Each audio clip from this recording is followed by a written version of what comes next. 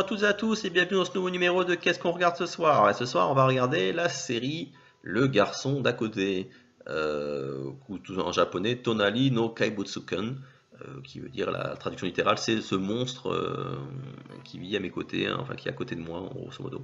Alors, pour vous expliquer un peu le pitch, alors déjà, c'est l'adaptation en animé d'un shoujo qui a été publié en français chez Pika, qui fait 13 tomes.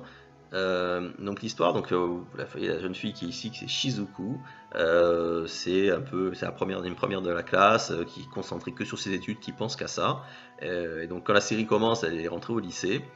Et son voisin de classe, qui est ici, c'est Haru Yoshida. En fait, il s'est fait expulser dès le début de l'année parce qu'il a participé à une bagarre. Et il y a sa prof qui lui demande d'aller lui apporter des polycopiés. Alors elle accepte en moyennant que si elle le fait, la prof lui donnerait des livres pour l'aider à réviser. Donc elle amène les polycopiés à sa femme Haru, et en fait, allez savoir pourquoi, il s'imagine qu'en fait elle a fait ça par amitié pour lui. Donc du coup, ça y est, il a décidé de manière unilatérale qu'il allait être son ami, et du coup il revient au lycée et il la colle au basque tout du long. Donc en fait, c'est vrai que on pourrait résumer la série en disant c'est deux asociaux latents, parce qu'en fait le Haru c'est un bagarreur notoire, à la moindre tourloupe, il s'énerve, il s'excite, il n'arrive pas à lier de lien, et elle, comme elle est tout le temps construite sur ses études, elle considère qu'en fait avoir des amis, sortir, ce genre de choses, c'est une perte de temps. Donc voilà, c'est un peu ces deux asociaux qui se rencontrent et qui vont en fait ensemble aller dans le chemin, on va dire plus ou moins de la normalité, on va dire entre guillemets. Alors, c'est vrai que ça reprend quand même pas mal de gimmicks qu'on peut voir dans les shoujo, hein. Voilà, c'est les deux personnages quand ils commencent, même si Haru il a des pseudo-amis, on se rend compte qu'ils sont pas tant amis que ça avec lui, quoi, ils profitent un peu de lui. Mais c'est bon, voilà, c'est ces personnages qui au tout début n'ont pas d'amis, et à partir du moment où la série commence, donc on dirait qu'ils commencent à s'ouvrir, et du coup, ils se constituent tout un groupe d'amis, alors qu'avant ils n'en avaient pas, et que ça changeait rien. C'est vrai, c'est un peu comme dans Love Mission, voilà, que je chronique souvent dans Qu'est-ce qu'on lit ce soir. C'est vrai que quand la série commence, la fameuse Yukina qui est l'héroïne, tout le monde la surnomme la glaciale, tout le monde a peur d'elle, donc elle n'a pas d'amis, elle est dans son coin. Et puis à partir du moment où elle rencontre Shigure, eh ben, il y a un petit groupe qui se constitue autour d'elle. Alors souvent c'est des personnes qui sont liées à Shigure, hein, c'est pas elle qui a fait. Mais c'est vrai que voilà, eux ils sont séparés, mais voilà, par exemple on peut voir la jeune fille qui est ici. Devient amie avec eux. Au début, elle vient demander son aide à Shizuku pour l'aider à réviser. Donc, elle a des amis comme ça. Lui aussi, qui fait partie du club de baseball, alors lui, il a ses amis à part, mais il commence aussi à traîner avec ce groupe de héros.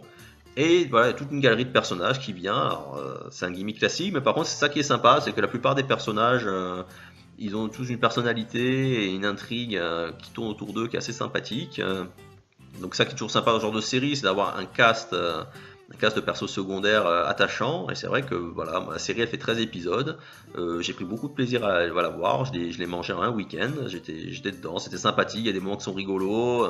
Le personnage de Haru, il est complètement azimuté. Il comprend tout de travers. C'est assez rigolo.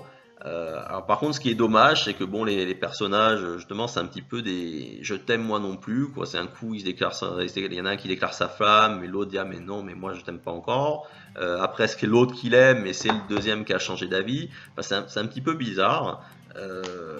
Et ce qui est très dommage, c'est que la série, en fait, ne couvre que un tiers du manga, puisque a priori, ça couvre les 4 premiers tomes, sachant que la série donc se termine au tome 12, le tome 13 c'est un hors-série qui se passe après, on va dire. Mais donc c'est dommage, je trouve qu'ils aient adapté qu'une partie du manga. D'ailleurs, c'est vrai que la série commence et finit un peu par un gimmick où on dit oui, il y a beaucoup de choses à dire sur lui, sur elle et sur lui. Et c'est vrai que c'est ça à la fin, c'est qu'au bout des 13 épisodes, on a suivi ce groupe de persos, on s'y est attaché. Mais au final, il y a beaucoup de questions qui restent en suspens sur les uns et les autres. Que Haru, on sent qu'il y a quelque chose dans son passé qui explique pourquoi il est comme ça, pourquoi il a un tel besoin d'être persuadé que la Shizuku va pas l'abandonner, entre guillemets, que c'est pas expliqué. Il y a toute une histoire autour de la petite rouquine qui est là, qui apparemment elle a l'air d'avoir il y a une histoire qui pourrait tourner autour d'elle, mais pareil, ça reste en suspens. Ça qui est dommage, c'est que les 13 épisodes sont très bien faits. Alors là, niveau animation, il n'y a rien à redire. On s'amuse bien, c'est rigolo, mais au final, voilà, on est laissé un peu sur sa faim.